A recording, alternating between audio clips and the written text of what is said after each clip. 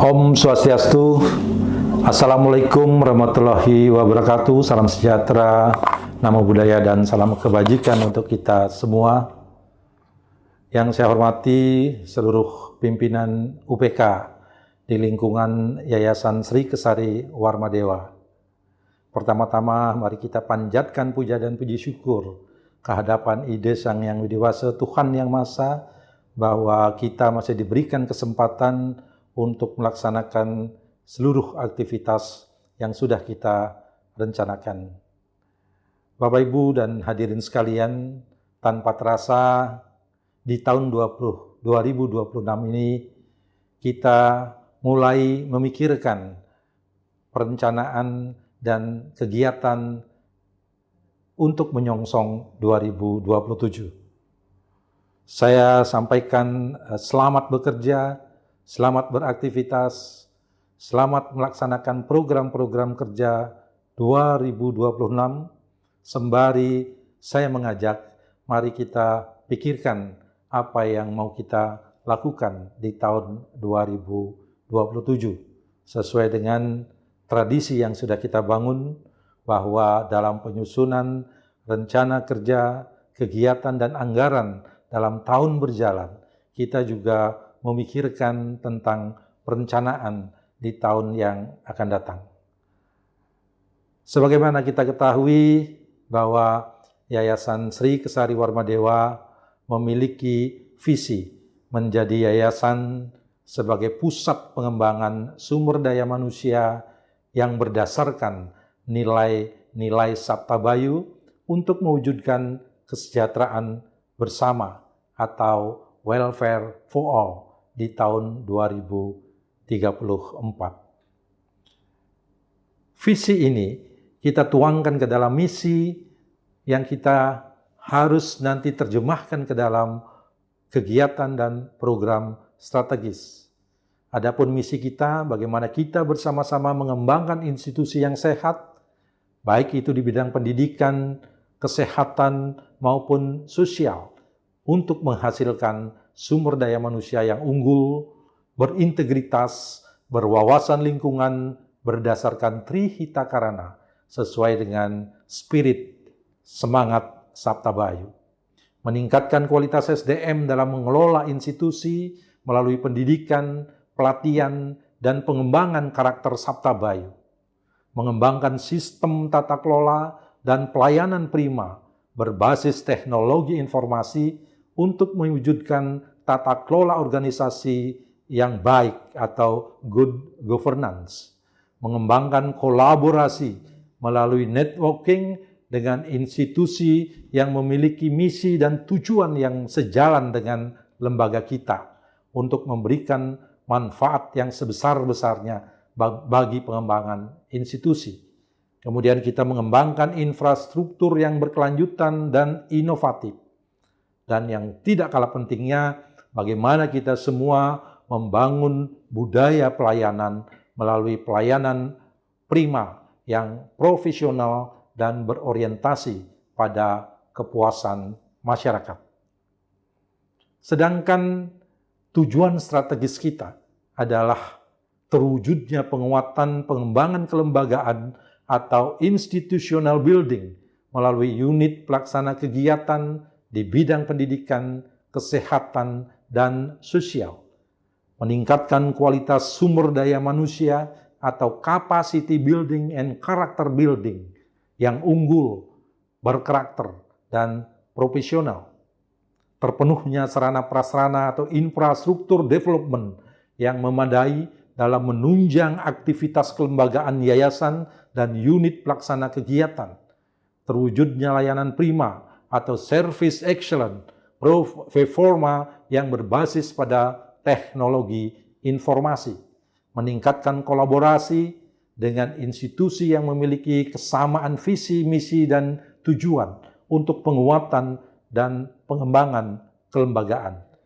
Meningkatkan daya saing institusi, baik secara regional, nasional, maupun global. Serta yang tidak kalah pentingnya, bagaimana kita semua bisa berorientasi pada income generating dan meningkatkan kesejahteraan bersama atau welfare for all. Nah, berkaitan dengan visi, misi, dan tujuan strategis itu, Yayasan sudah menyusun rencana strategis dari tahun 2024 sampai dengan tahun 2028.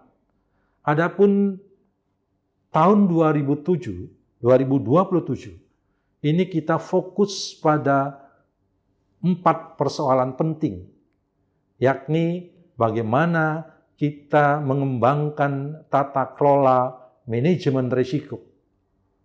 Yang kedua, bagaimana kita secara terus-menerus meningkatkan akuntabilitas rencana kegiatan dan anggaran, serta mendorong produktivitas seluruh UPK sebagai unit-unit pelaksana operasional, serta membangun citra kelembagaan yang tujuannya adalah bagaimana semuanya bisa terukur, terkendali, produktif, dan berdampak. Nah, kalau kita lihat posisi kita di tahun 2027, kita ada di penghujung program pelaksanaan kegiatan tahun ke-4. 2024, kita sudah meletakkan fondasi kelembagaan dan infrastruktur untuk seluruh UPK.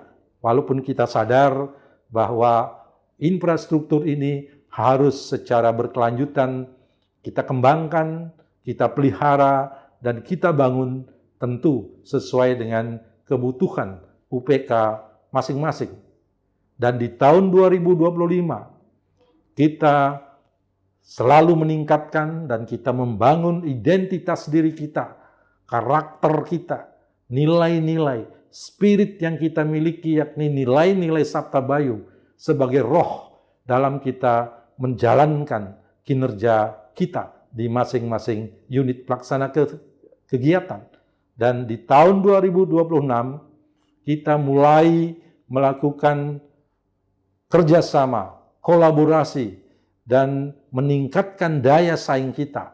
Saya memberikan apresiasi kepada seluruh UPK yang selalu menjadikan daya saing sebagai sesuatu yang melekat dalam membangun kolaborasi dan mengembangkan inovasi-inovasi kreatif yang bisa meningkatkan income generating. Bersamaan dengan itu, kita juga selalu mengupayakan rebranding terhadap yayasan, termasuk juga unit-unit pelaksana kegiatan, sehingga lebih dekat dan lebih dikenal oleh masyarakat.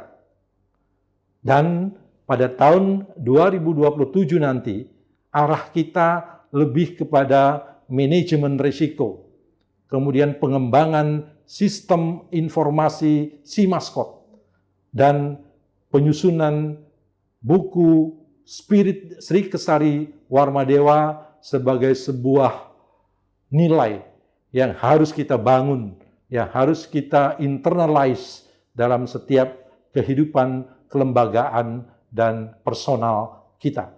Sehingga di tahun 2028 nanti kita akan menghasilkan sumber daya manusia yang profesional, tersertifikasi, dan bersamaan dengan itu jejaring kolaborasi baik regional, nasional, dan internasional harus terus kita tumbuh kembangkan.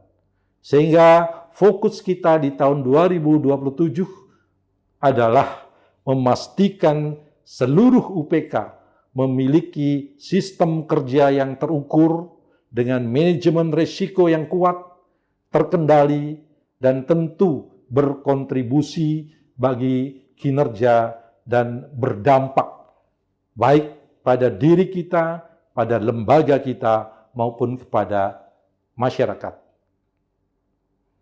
Bapak, Ibu, dan hadirin sekalian, semuanya tentu tidak taken for granted.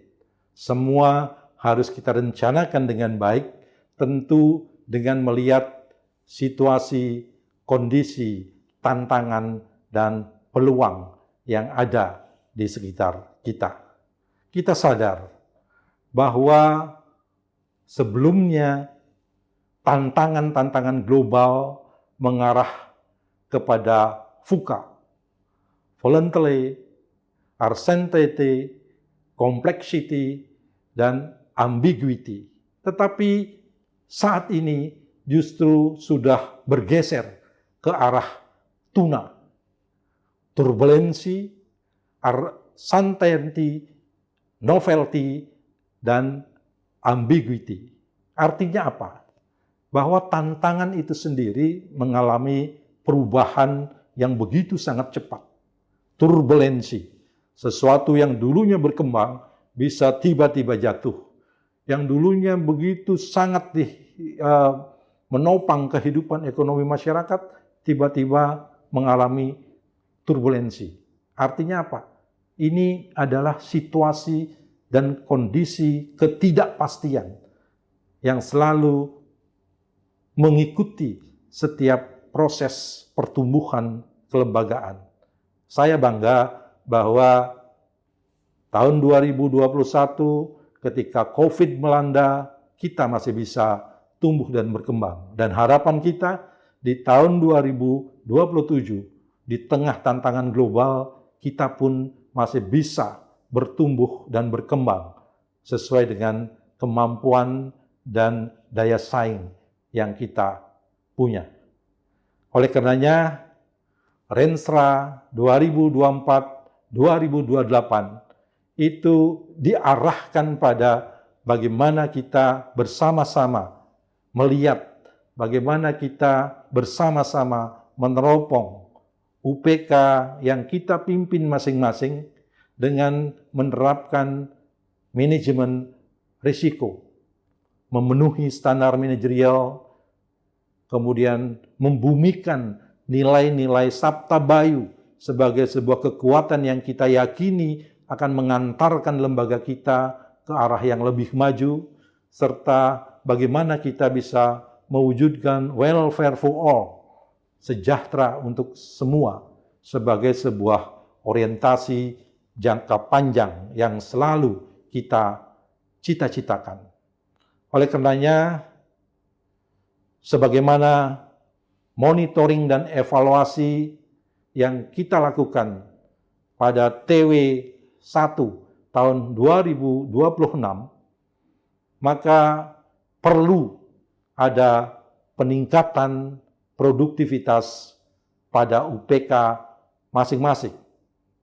Kemudian bagaimana kita melakukan penguatan struktur kelembagaan dan struktur organisasi, bagaimana kita meningkatkan capacity building berkaitan dengan SDM kita, tata kelola keuangan, sarana prasarana yang sudah kita miliki, sehingga ia benar-benar bisa memberikan manfaat dalam mewujudkan tujuan dan cita-cita kita. Sembari kita harus menyusun RKA sebagai instrumen evaluasi kinerja secara bersama-sama. Sehingga di tahun 2027 ini, kebijakan kita arahkan pada konsolidasi tata kelola atau kolaboratif governance, mengembangkan dan mempraktekkan manajemen risiko dan meningkatkan dampak terhadap kinerja UPK masing-masing. Bapak, Ibu, dan hadirin sekalian, maka arah kebijakan kita berkaitan dengan penguatan tata kelola berbasis manajemen risiko ini harus menjadi orientasi kita di dalam menyusun rencana kegiatan dan anggaran. Bagaimana kita bisa mengidentifikasi risiko yang bakal terjadi, bagaimana kita melakukan peta dan metrik risiko, bagaimana kita melakukan pengendalian internal, atau SPI, dan bagaimana kita bersama-sama menyusun standarisasi berbagai kegiatan yang kita laksanakan. Sedangkan untuk akuntabilitas RKA dan pengendalian anggaran, maka apa yang sudah kita laksanakan sebelumnya ini harus terus kita optimalkan. Bagaimana sebuah program kerja, kita susun indikator-indikatornya, berdasarkan indikator-indikator, kita susun anggarannya, dan dari anggaran yang kita sudah pasang pada indikator-indikator itu, kita nilai output dan outcome yang dihasilkan, sehingga nanti itu bisa kita evaluasi secara berkelanjutan.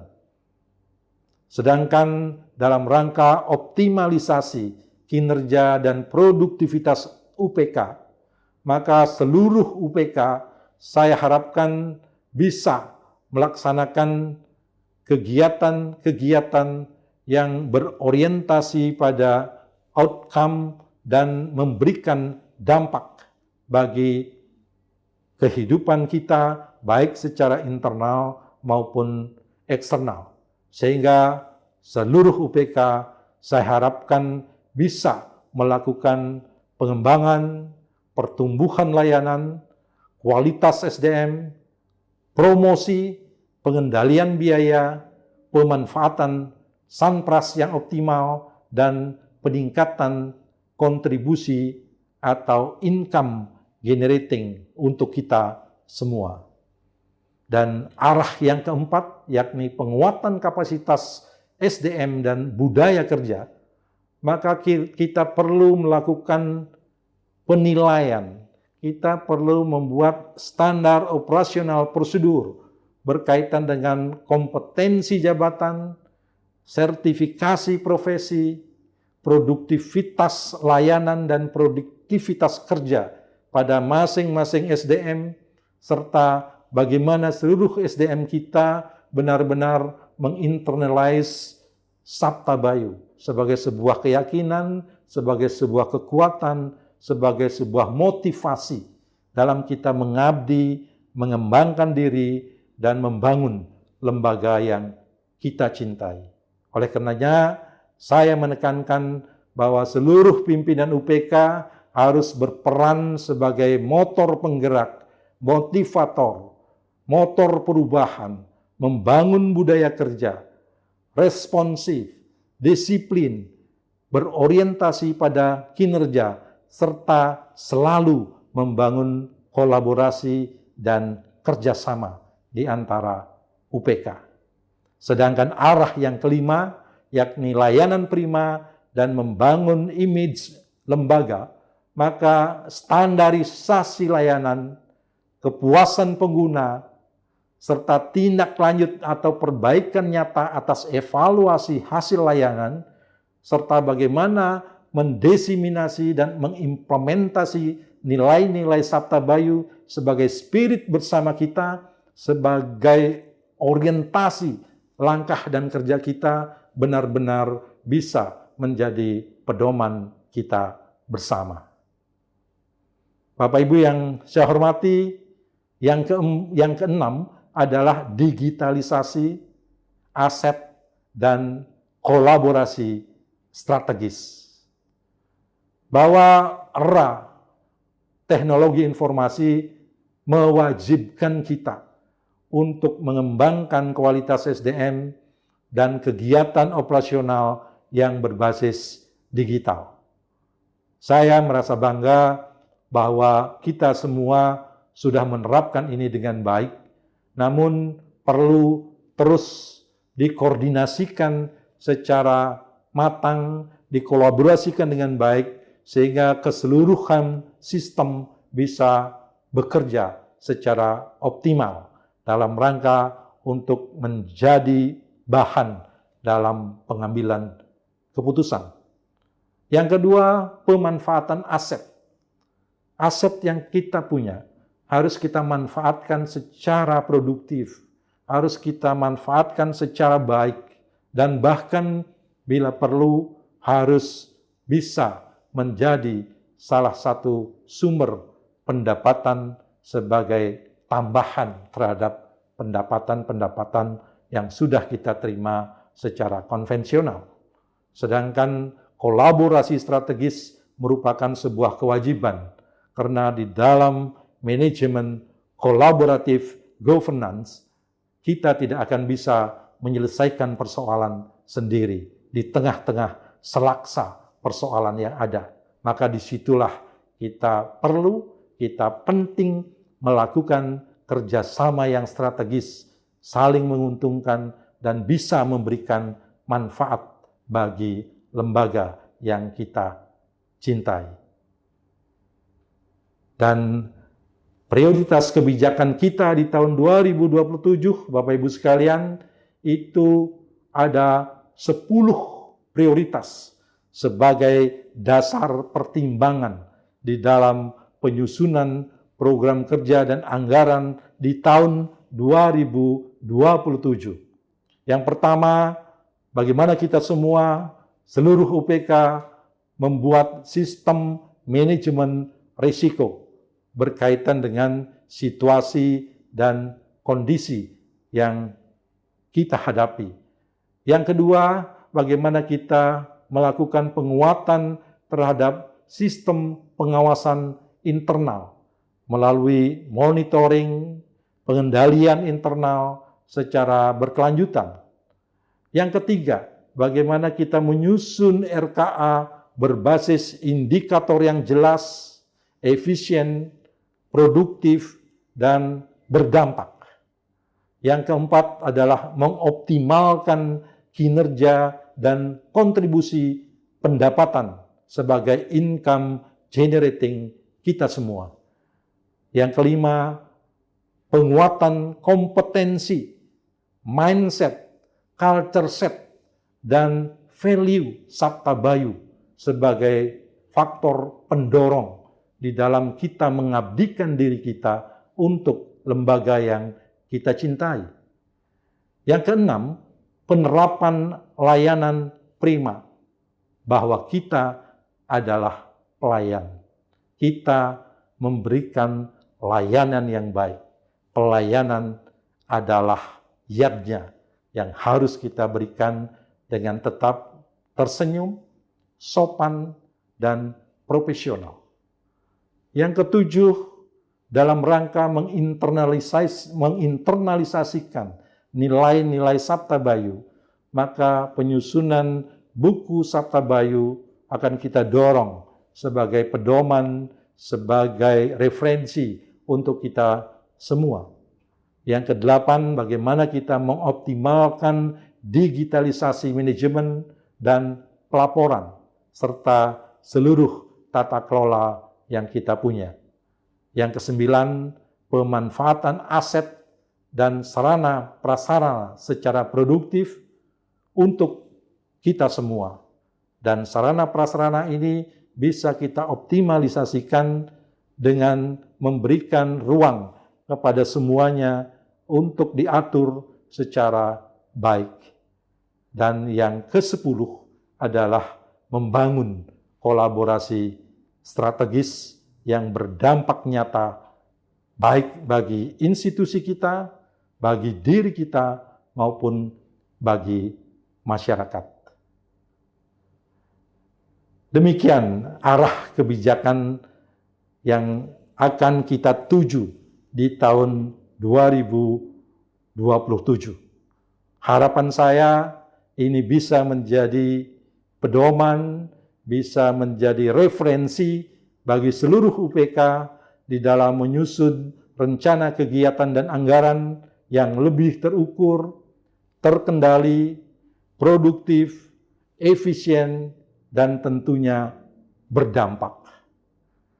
Dengan kolaboratif governance, dengan mengembangkan manajemen risiko, dengan meningkatkan kapasitas sumber daya manusia, pelayanan prima, dan sistem digitalisasi pada seluruh aspek kehidupan kita, dan serta peneguhan identitas kelembagaan dengan menerapkan nilai-nilai Sabta Bayu, saya yakin ini semua bisa akan menjadi kompas dalam mewujudkan welfare for all di tahun 2034. Selamat bekerja, selamat beraktivitas, bangun kerjasama, bangun soliditas, selalu bersama-sama untuk membangun lembaga yang kita cintai. Terima kasih. Om Santi, Santi, Santi, Om. Wassalamualaikum warahmatullahi wabarakatuh. Salam sejahtera, namo buddhaya, dan selamat bekerja.